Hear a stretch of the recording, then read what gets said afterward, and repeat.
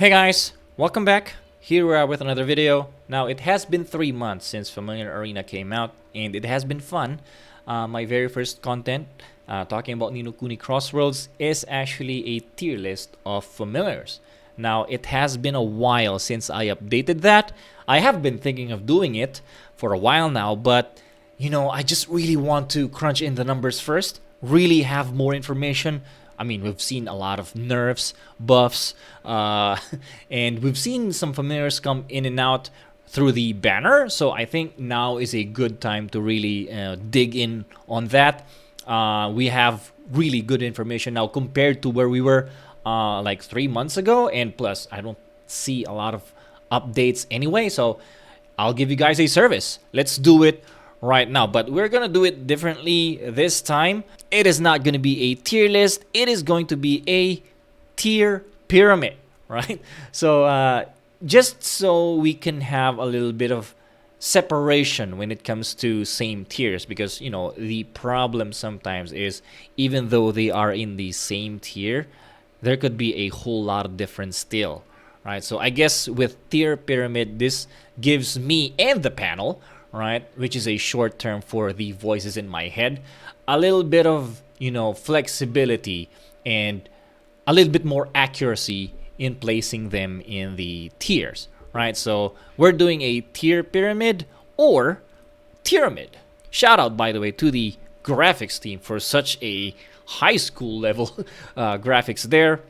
But before that, let's first give out the qualifiers, right? Because, I like disagreements, right? And it's okay for me. Like, even if you comment some disagreements, I would totally be okay with that. But I don't like disagreements that came out of misunderstanding, right? So I would like you guys to understand how I got into the, tiering, or why I placed certain familiars in the pyramid. Okay, so first of all, this is based on the current meta. So we're not talking about like way back in the past. This is like how they stack up currently in the current meta. And this is important, existing familiars, right? So I don't want to hear people going like, well, if Relics comes out, it's going to be this and that. Or in the Korean server, this is this or this is that. I'm sorry, it's just not taken into account. We're only taking into account what is existing as of the moment. Secondly, I am taking into account synergy and importance in team comp. At the end of the day, Familiar Arena is a 5-on-5 battle, right? So teamwork or team composition and the synergy there is still very important. This is not a DPS tier list, like we just look at how much damage a familiar can do and then rank the number 1 DPS the highest. This is not that. This is a tier pyramid of overall value in a way. Next, we're also looking at the likelihood or price of High Awakening. In the end, I do have free-to-play viewers, low-budget viewers, and also whale or dolphins. But honestly, if you are a whale, you probably don't need the information that I am giving you, because you can just throw money at the problem and it will solve itself, right? But so just to accommodate people who does not have that capacity or does not have the financial strength to be a whale, we are also taking that into the account, right? So this is not very whale friendly tier pyramid. I can tell you that much, right? Next, we're taking into account experience in the arena, right? So this is based on my experience only, based on 4 different accounts, me battling there. Because sometimes people will go like, but in my server, this is what is happening. Or someone will comment, swerte nyo naman, ng baba ng CP, nakaka-top 100. So I'm sorry if we have different servers. So my experience could be different from yours, right? But so this, like, just a grain of salt here. So don't get offended if maybe I rate your familiars lower than what you would rate your familiar based on your experience, right? But we're only taking account here my experience, not yours, because I don't know your experience, honestly. So Yeah, so based on 4 different accounts in different servers, this is what I came up with. Now let's start at the very bottom. Barely usable. These guys could be used, but I wouldn't recommend it. Firelinks, I've been there, I tried. In theory, it could be good in current meta because a lot of healing, and he could reduce the healing, but the timing is just not good, right? So that's why I wouldn't use him. Some people have tried, but also failed, just like me. So yeah. Sparky is good if he's at A10 and he's going against A3 or A4, so if he has the statistical advantage, then sure. Flutterby could be good if it's a Royal Rumble, like say 15 versus 15, and then all the other people are just attacking each other, but we only have 5 on the team, so yeah, it's barely usable. This squid, I forgot the name. I correctly predicted that this guy would suck, and he does really suck.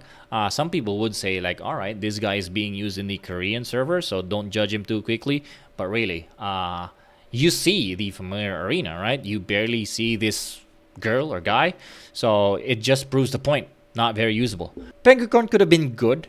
His skill could be used as a delaying tactic, right? But he's a range type. What we want him to be is a melee type, right? So just in the current meta, right? So for now, I'm putting him on the barely usable because, you know, it just doesn't match. Thumblimore, a poor man's Toko, but Toko is just terribly strong. And this guy, I mean, if it was a 15 versus 15 where a lot of melee types and then he's going to be healing AoE, could have been good. But, you know, we only have 5 on 5, so yeah, no. Last, Boogie. I've talked about him recently, so his value is really at the very beginning of the game when everybody still has their nukes out. If you have a nuke team, right? So assuming that, then that's where he is most valuable.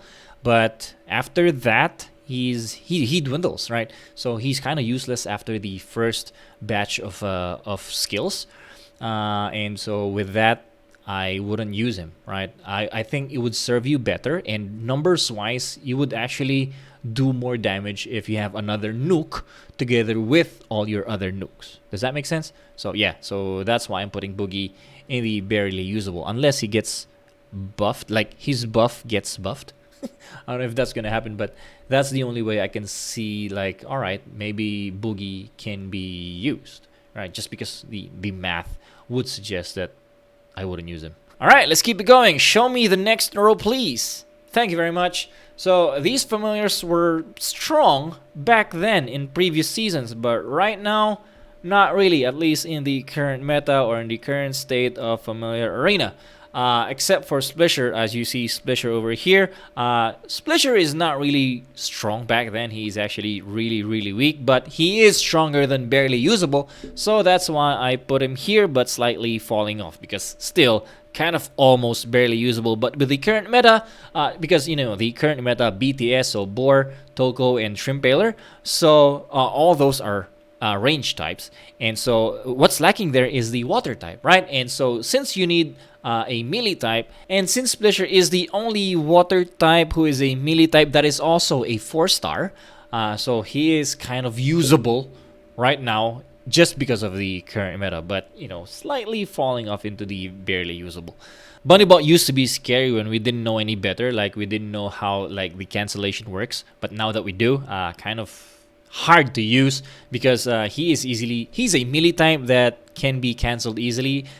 So Mike can cancel him, Evan Torres can cancel him. So he's a support type that also needs some support, so doesn't make sense. If he was a range type, I would change this, but he's not, so he's in the legacy corner. Tarakono could be controversial because I really want to put him higher just because he was devastating in the past, but right now he's just barely usable. With the current meta, he is damage over time, so bad against Boar. He doesn't have stun, or like he doesn't help anybody, so really hard to put in a team. Like maybe if it's a one-on-one, you can use him. So you need a team around him in order to be really effective. Like you need to have like 3 or 4 familiars that could work together with his skill, like really keep him going. But with a lot of water types as well, Suryu, Hippocampus, which is what I'm currently rocking, and he's easy to kill, just doesn't make sense to get him higher. So I'm sorry, but he's gonna be in the legacy corner.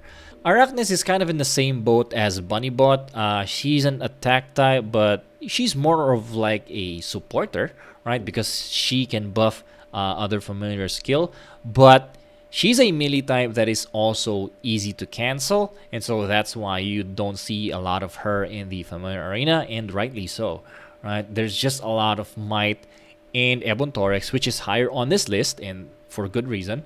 And so yeah, that's why it's really hard to use her. So she's staying in the legacy corner. Molten Lion maybe still has some value as a delay tactic familiar, but again, it is only for 7 seconds. And if you use him together with a BTS team, you are basically rocking a 3 fire familiar. So yeah, Splisher would do much better, I would say, just because there's some prominence still with fire familiars, and you want to have a water type that would take less damage against a fire type. So in that regard, I really would say Molten Lion has fallen off just because of the current meta. It could change in the future, but right now he's here. Hobgoblin used to be really good, but right now he's only used to cancel Toko's very first healing, and that's it, right? Which still has some value in a way, but I mean, not enough to really put him higher than this. Just an idea, you could maybe use Hobgoblin together with Bogey, right? So if you want to buff up your nukes and, not get healed by Toko, maybe that could work. But I'm not gonna spend some resources to try it out. Plus, I've done some tests. Hobgoblin doesn't really benefit from Bogey's skill because Hobgoblin uses his skill very, very early, and so he won't benefit from the buff. But just an idea. Check it out if you want to. But so that's it for the Legacy Corner. All right, there you have it. That is the 2 bottom rows of the Tieramid. Look at it. Let me know what you think on the comment section. I would love to hear your thoughts. We could have some disagreements or maybe some agreements. Or actually, what would be fun? We could, you should send me a video of you talking about one of these familiars. Whoever you agree or disagree with, whoever you want to bring higher or lower on the pyramid, right? Send me a video of you talking about that. Just a 15 seconds video, so keep it short so that, we don't take a lot of time. And I'll include that in the next video, and then I'll address it there. Right, so just a 15 seconds video. I'll choose 3, right? The interesting ones, that we get. If you don't want to participate, it's okay. It's not mandatory. But if you want to, we can definitely do that. I would like to have some form of interaction, I guess. So yeah, I'll put my Discord link on the description. Find it and then send me a video there. All right. So I hope you can participate. By the way, I would like to add a 5th one on the in the qualifiers, which is implied, but I would like to remind everybody that this is only taking into account familiar arena. We are not looking at PvP or Lava Valley and all that. So I don't want people to go like, oh, but in the Lava Valley, this guy is really good, so maybe you should put him higher. I'm sorry, Lava Valley or PvP is not taking into account here. We're only going for familiar arena. All right, so I hope you enjoy that. The upper half of the Tieramid will be out on the next video. So just because I don't want to have a very long video, and I do see that a lot of people doesn't make it to the end of the video because of the attention span or whatever, right? So I decided to cut this in like 2 parts, right? So the upper half will be out maybe tomorrow, right? So just watch out for that. Just a teaser, strength in numbers, just a teaser. I'm going to tell you what I think or why I put them here on the part 2, right? So together with all the others, but that's it for now. Thank you very much for watching. I hope you enjoyed this fun little segment. I'll see you on the next one.